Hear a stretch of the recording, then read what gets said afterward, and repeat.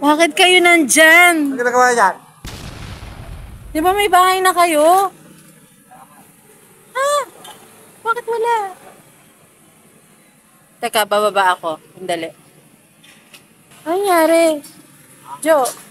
Linis sa amin yung ating kagabi. Okay na. Diba na nga ako, yung mga malinis na nga eh. Very good. Hello, nanay.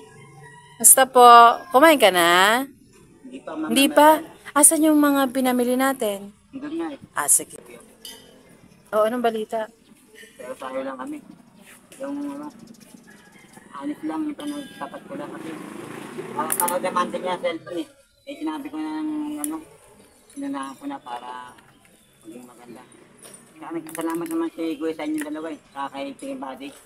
Salamat daw kasi yung yapak niya, sinundan nyo parang tayo pumalit, parang malapit kayo sa amin. Hindi panood din yung video ni Kuya at saka si Kaimas. Yung maganda naman nandun doon, puri sa inyo. Huwag nilaglag. Takulaw sinabi. Umiyak nga si Kuya eh. Kasi may natabaho ko yung sa lunes. Magtrabaho ka na doon? O parang Ayos. Kailan ka magsimula? Sa Lunes. Lunes? Paano si nanay? sabi ni Kuya, naiiwanan ko naman doon sa bahay. Saka iwanan ko doon pagkain. Iwan mo siya sa loob ng Kaya bahay? niya pakainin sarili niya. Wala. Hindi niya nga muna, iiwan ko muna. Kaya Paano yung pagkain? Kahit ng kaliwata eh. Kaya niya kaya niya pakainin sarili niya. Yan ang tanong. Kaya niya? Hindi kaya siguro.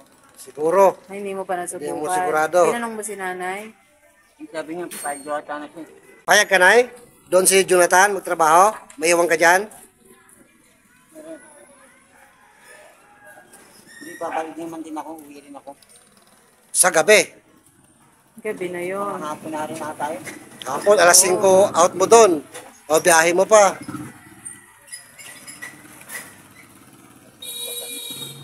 Pero ganyan naman na at least may trabaho ka na.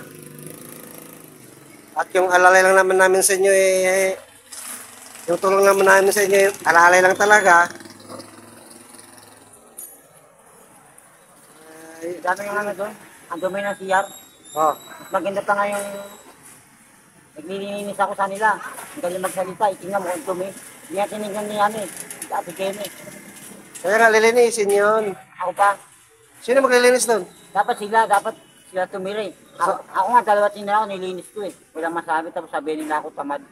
Wala na yung dating nakatira kasi. Umalis na eh. Iniwan nung dati nakatira kasi yun. Hindi mo na mahabol. Kaya ako sabihin nila ako tamad daw, hindi naglilinis eh. Sila nga yung ganun eh. Hindi tamad si Jonathan. Napakasipag mo kaya. Kaya mo sila yung mga nagsasabing tamad ka, ipakita mo na hindi totoo yung sinasabi nila. Na ano ko eh. Pero since wala na yung dating nakatira, linisin na lang para ma-linis pa. May tubig naman kayo, di ba? Meron din. Ay, meron na. Hindi ko lang namang para nilagyan lang kami ng tubig. Oo. Lalaki lang yung, di ba may staka ng tubig, lagayan. Pagka wala nang laman, husan na naman yun. Kaya mal siguro walang daw tubig. Di, may tubig dyan. Pinutulan lang ngayon kasi hindi sila nagbayad. Ayun. Oo. Kompleto yun. Saka Pero may ilaw na. Meron na. Ay, very good. maganda pa tayo ngayon eh. Konti. Maganda pa bahay nila eh. So, ano ibig sabihin mo? Ayaw mo dyan sa bahay na yan? Maganda rin. Tapos, At saka magpasalamat tayo kasi may bahay na kayo. Magpasalamat tayo kung anong meron. Tapos, kinahatan. So makakaligo ka na rin. O nga pala, kamusta yung challenge na iniwan ko sa'yo noong nakaraang araw? ito nga, pinaliguan ko na ito ng Ranger. Naligo ka? Ay, naligo si nanay? Pinaliguan ko na. Sobrang linis na nga yun at malungod na nga sa tubig. Oo. Di ba kayo kumain, Tan? Mamaya kakain na rin kami. Pambira maya-maya. Alas 12 na. Bakit maya-maya pa? Hindi. Yan talaga kami. Ha? Wala kang pera? Meron naman. Ayun, ako siya rin. Naubos na rin? Saan mo naubos? Na kuya, si Jonathan, ubos na rin yung pera binigay mo kahapon. Nga rin. Ubos na? Ano binili mo? Kain. Pagkain? Bakit magkano ba binigay sa'yo? 300. Oo. 300 nga. Naubos kagabi lang, naubos. Pambihira. Nagkati kami ito eh. Nagati kayo. 150 kami. Tara, bilhin natin pagkain nyo. Tsaka bilhin tayo plato mo para may plato kayo doon. Tsaka baso, no? Okay lang? Para may gamit kayo. Nay, sama ko muna dyan na bilhin tayo pagkain. Tsaka plato, baso, ha? Ayaw na ninyo, Nay? Ayaw mo na sa amin, Nay? Ayaw na. O sige, at least, at least nakabalik naman na Jonathan sa trabaho doon. Kung ayaw nyo na sa amin, at least nagawa namin yung part namin na nakatulong sa inyo sa panahon na wala sila na. O tara, Tara, bili muna tayo ng ano. bili muna tayo. Ay, gilid na lang muna to, hindi na natin dati. Saan makabili ng ano rito? Plato, baso, mga... Ha? Malalakad lang? Tapos bili tayo ng ulam nyo, kanin, para makain kayo. Gulay ha, gulay, tsaka yung mga masustansya. Huwag yung hotdog. Paborito mo ba hotdog? Paborito pala eh. Huwag mo pa alamin si Nanay Marita ng mga ganon, mga processed foods. Tsaka dilata, huwag pa ulamin si Nanay ng dilata. Sa'yo lang yun, yung mga di niya pwede kainin. Kailangan ka Nanay, masustansya.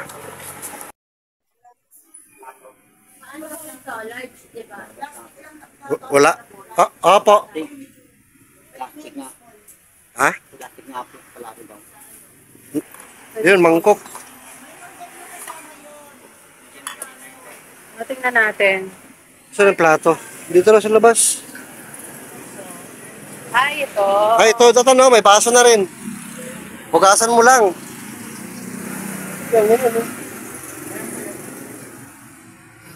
Yan, hugasan lang yan. Oh, dalawa. Sampo, dalawa. Disposable na lang, disposable na kutsara tinador. Pwede naman din niya hugasan yun. O sige, bibilin mo yan. Yung mga gatas nila, mga Milo. Paano kailangan nyo to? Para sa ano? Para hindi Tumabikam, wala na. Hindi dagay yung mga kape, mga ganun. Mga gatas, Milo. Lagay natin dito may lock. Ayan, maganda to. Sige, ito na. Saka ito yung mga plato, baso, mangkok.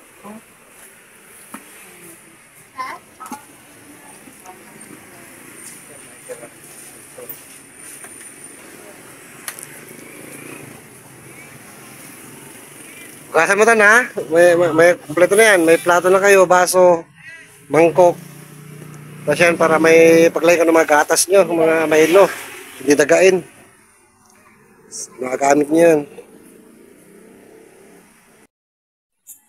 Mga kapapas, nabilan na po natin si Jonathan ng ano. Nalagay nila ng pagkain nila. Mga parang hindi dagain, may takip po. Yung mga Milo, gatas. May plato na rin sila, baso, mangkok. May tubig naman po sila sa bahay nila, kaya mahugas-hugasan po niya. Punta po tayo sa bilihan ng pagkain.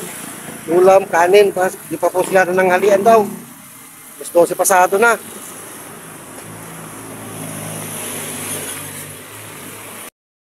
Yan po, gulay. Masustansya. Saan dyan ba? Ito. Ano pa? Anong gulay? Gulay. Langka? Gusto mo ng curry, tsaka gulay. O, chicken curry, tsaka langka. Buka mo nun. O, sinasandok na po, mga kams. Chicken curry.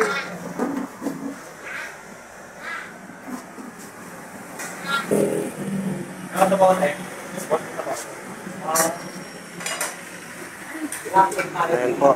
Dalawang kanin po. Bali, 2 kalahating kanin.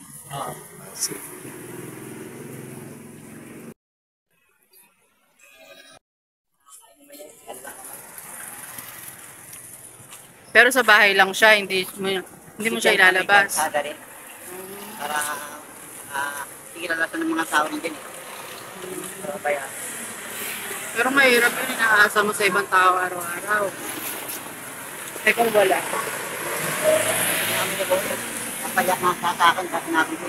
Hindi ka sa nanay mo. Yung nga sinabi ni Tiging Bati kagabi. Paano nga yun? Pag wala magkasikaso kay nanay, pag wala ka. Di, maghapon siya iyak ng iyak dyan. Yung nga nataiyak na yun, sinabihan ko na. Eh, parang makakain naman nata siya kasi mamay lang. Inumin na kayo doon. Okay, pero May tubig sila doon. So, tingnan po natin ano mga kapams kung anong diskarte nga gawin ni Jonathan. Pagkakatiwala natin sa kanya kung anong gagawin niyang pamamaraan. Ano ba mga kapams, may dala na siyang kain nila ni Nanay Marita.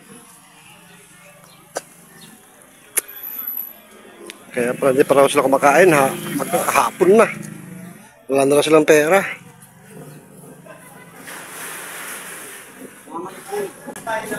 Nathan? Salamat. Salamat si Kuya Renjin, kay Ate Elvie, salamat po. Kain muna kayo.